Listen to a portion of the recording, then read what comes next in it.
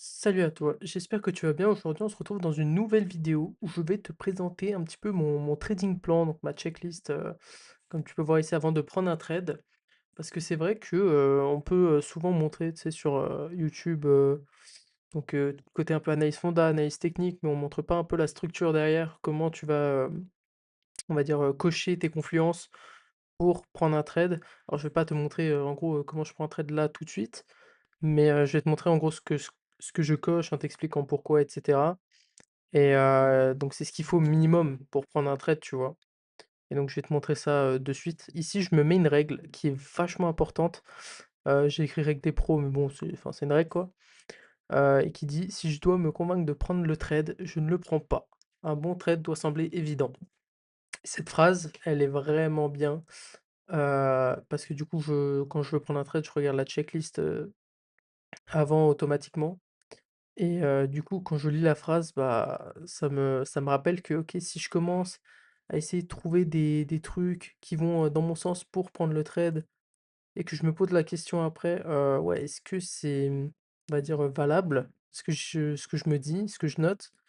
Si ça l'est pas, bon, bah, OK, si je commence à me convaincre, c'est que c'est pas forcément un bon trade à prendre. OK, c'est qu'il y a trop de trucs qui viennent, en fait, contre moi derrière et ça risque d'être un trade perdant.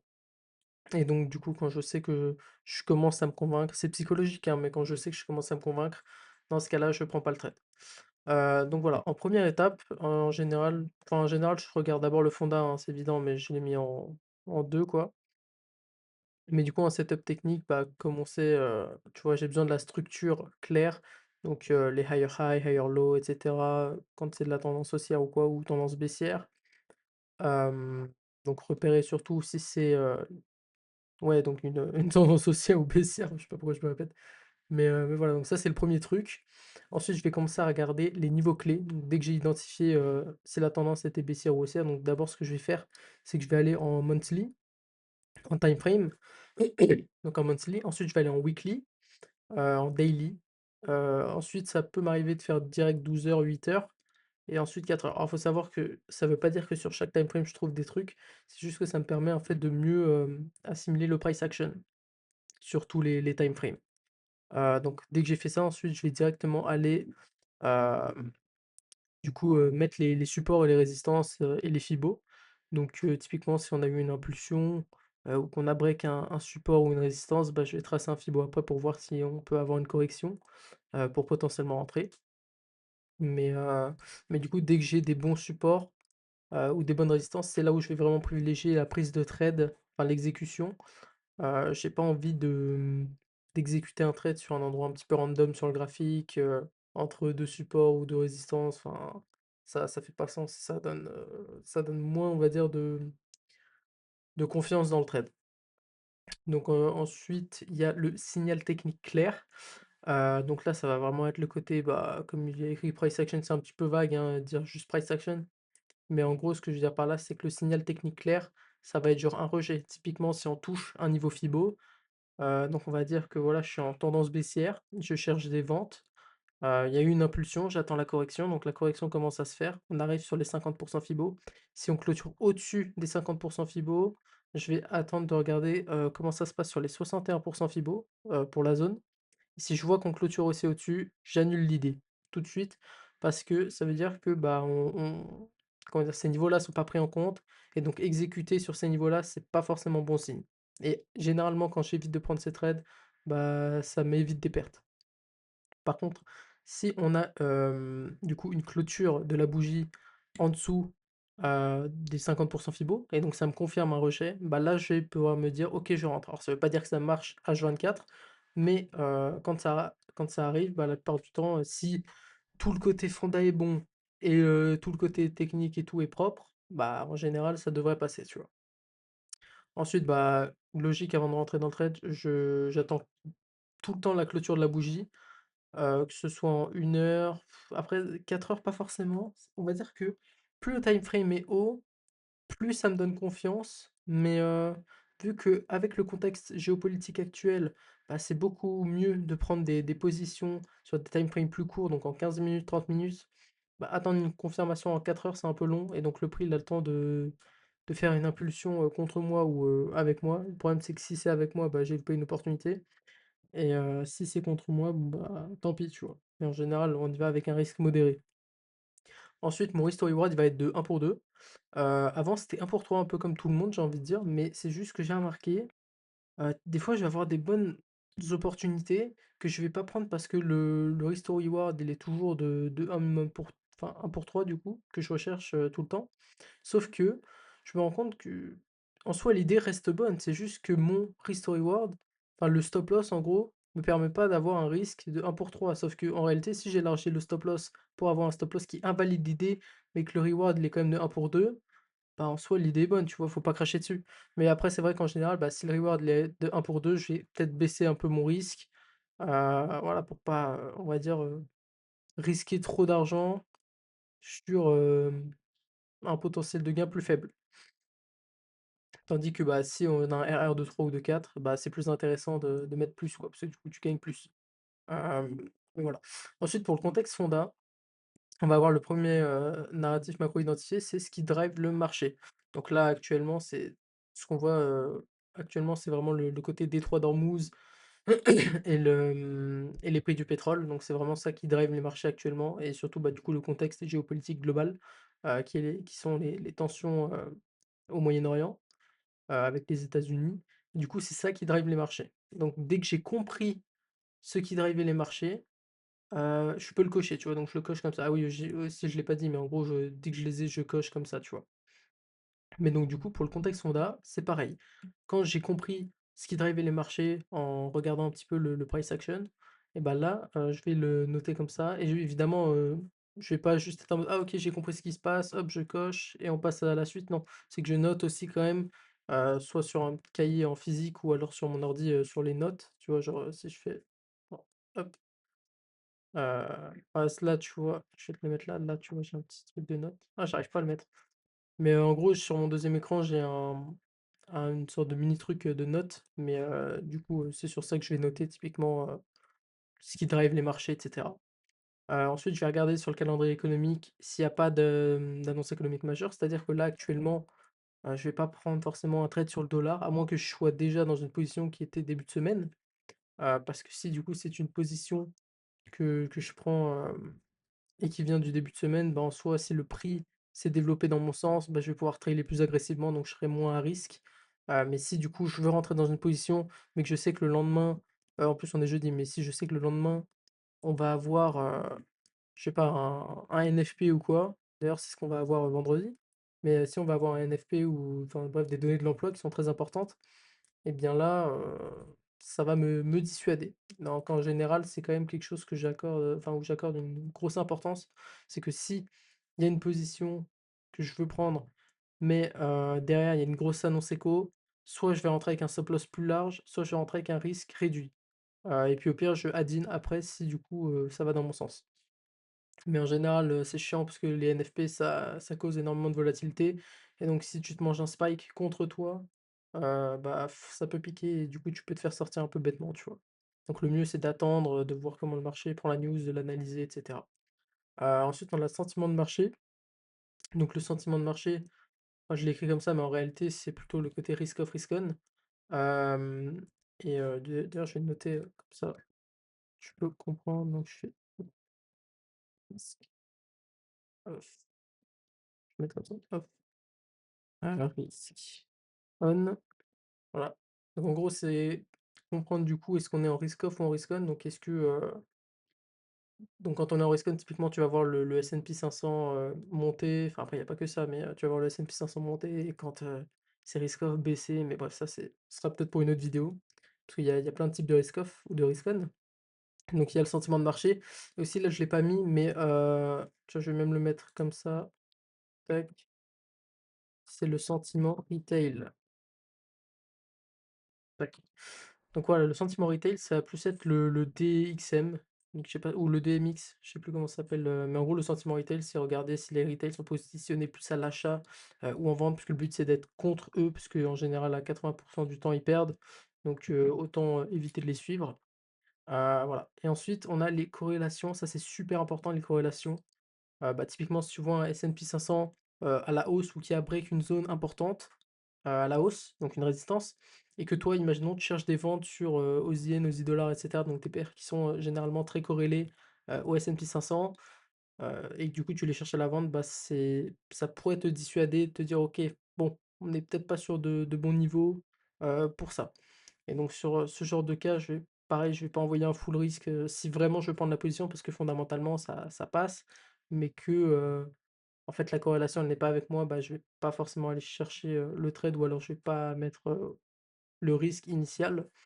Hem, Ensuite du coup on a le plan du trade, bon ça c'est le classique, hein, stop loss défini avant l'entrée, take profit, taille de position, type d'ordre et cetera. Niveau discipline, j'aime bien noter si est-ce que c'est un trade où on va dire, je sens l'émotion ou pas, dans le sens où j'ai envie de prendre le trade ou alors je FOMO ou quoi.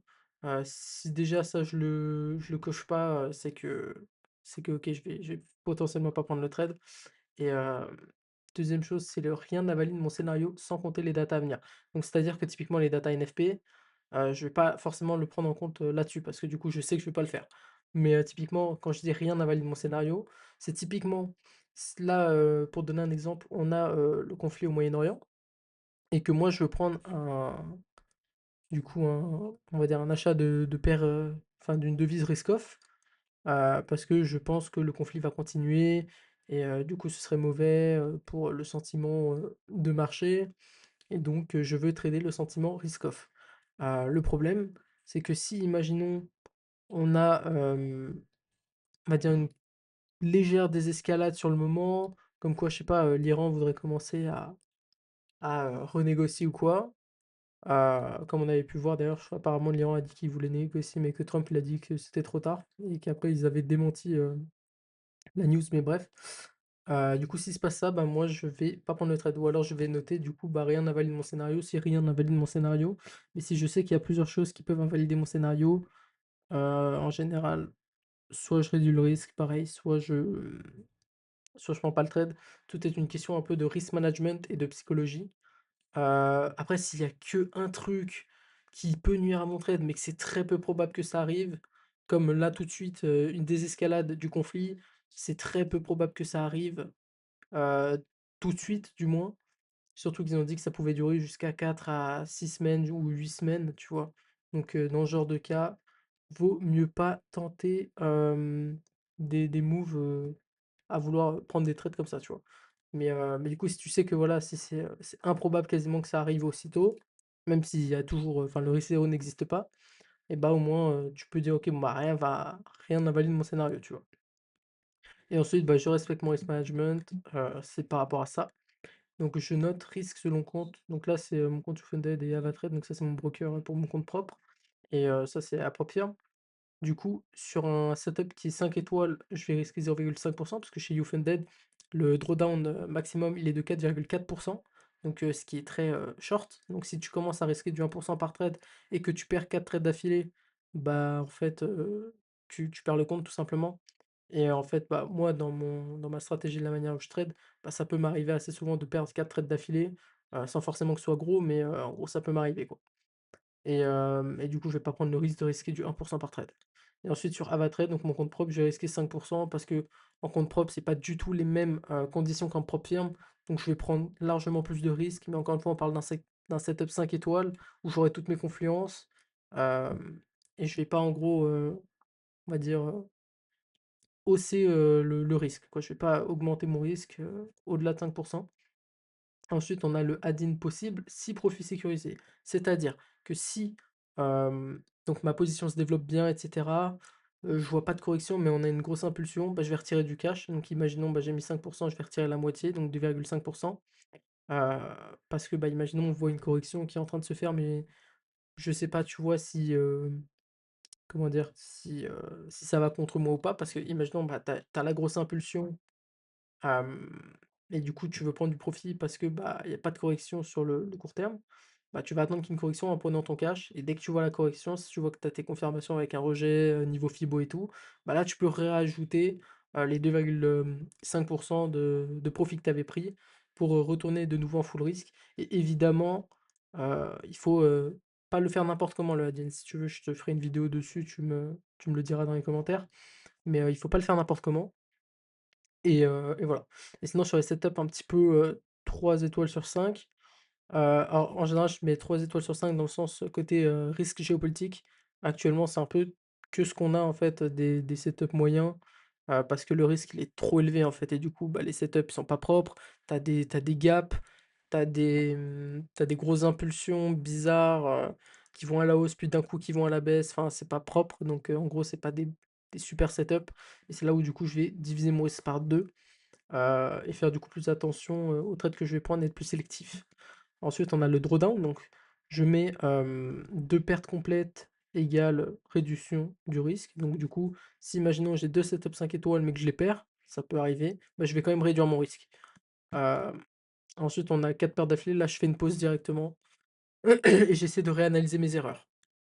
C'est ce que j'avais fait du coup en janvier, j'avais pris même plus de 4 pertes et j'avais pas respecté mon drawdown, management. Enfin, ouais, mon drawdown management, je l'avais pas respecté. J'ai pris plus de 4 pertes d'affilée et j'ai pas fait de pause et après peut-être, 5 ou 6 pertes, j'ai arrêté et après je suis revenu du coup en février et février là, j'ai explosé, les perfs, j'ai fait genre 8 R, un truc comme ça et heu et du coup, j'ai pu tout rattraper parce que j'ai pris cette pause, qu'elle m'a fait du bien psychologiquement, parce que quand tu enchaînes les pertes, bah, ça fait très mal. Et comme je te l'avais déjà expliqué dans une vidéo, par rapport à la recherche de Kahneman et Tversky, c'est que enchaîner les pertes fait plus mal qu'enchaîner les gains. C'est-à-dire que tu auras moins d'émotions en enchaînant les gains qu'en enchaînant les pertes. Donc, il faut vraiment faire attention aux séries de pertes parce que c'est là où ça peut être le plus dévastateur. Et ici, du coup, période difficile, j'ai noté janvier-février, réduction du risque ou trading très sélectif parce que bah, janvier, c'est en général c'est la reprise, parce que c'est les fêtes, enfin il y a eu les fêtes, Noël, etc. Donc commencer à vouloir prendre des trades en full risk, c'est pas forcément la meilleure idée, parce qu'il y a moins de liquidité sur les marchés, donc beaucoup plus de volatilité. Donc très dangereux d'aller mettre son capital, en fait, mettre son cash sur les marchés comme ça, parce qu'il peut y avoir des moves qui sont un petit peu incohérents et qui risquent de te sortir bêtement. Et février, bah, encore une fois, c'est la reprise, c'est du rebalancing, de portefeuille, c'est de nouveaux investissements qui sont faits par les institutions, donc pareil, c'est risqué, de prendre des trades sur le mois de février, donc je l'ai noté. Et ensuite, j'ai test des 5 questions. Ça, je l'avais fait avec ChatGPT. Parce que je trouvais ça vraiment, smart en fait de se poser des questions, pour que ça aide plus psychologiquement. Donc la première c'est: «Est-ce que je comprends pourquoi le marché pourrait bouger?» Donc exemple narratif macro, flux de capitaux, politique monétaire, risk on, risk off. Donc est-ce que en gros, si je prends un trade, je comprends pourquoi ça pourrait aller dans mon sens ou non, tu vois? Et donc en général, du coup, si je sais que ça peut aller dans mon sens, par rapport à une raison, une news qui va arriver ou quoi, bah, je vais mettre oui. Si je sais pas, bah, je mets pas tout simplement. Et est-ce que mon setup technique est clair? Donc la structure est propre, le niveau clés sont respectés, signal technique et cetera, enfin signaux. Si c'est oui, bah, c'est parfait, je mets oui, et sinon, bah, sinon je note pas. Et ensuite, est-ce que le risque, reward est bon? Donc minimum 1 pour 2 et stop placé à un endroit logique. Quand tu places ton stop, faut vraiment que ce soit à des endroits où ça invalide ton scénario. C'est-à-dire que si tu te fais stopper, un faut que tu sois surpris et 2 faut que tu te dises: «OK, bon, bah, là, je vais pas reprendre le trade». Parce qu'il y a des fois où tu peux te faire stopper, mais au final, bah, l'idée reste sensée, reste cohérente et du coup, tu peux rentrer, mais du coup, c'est pas le but de rentrer si derrière tu te fais stopper et que, tu dis: «OK, bon, bah, je peux re-rentrer». Faut déjà directement placer son stop, à des endroits où tu penses vraiment que ça va te sortir. Enfin, où justement tu penses vraiment que ça va pas te sortir. Comme, au-dessus, bien au-dessus d'une résistance, en dessous d'un support, vraiment à des ou même des prix, psychologiques, tu vois? Donc, enfin au-dessus ou en dessous des prix psychologiques, comme ça peut être vraiment mieux. Est-ce qu'un événement peut invalider le trade? Donc ça rejoint un petit peu ce qu'il y avait en haut, donc annonce économique, discours de banque centrale, news géopolitique. Donc c'est vraiment des alors, quand je dis annonce économique, c'est surtout data de l'emploi, ou inflation. Sinon, en général, les autres data, elles vont pas réellement impacter, ou changer toute l'idée d'un trade, à moins que ce il y ait une grosse différence sur les prévisions, mais c'est assez rare.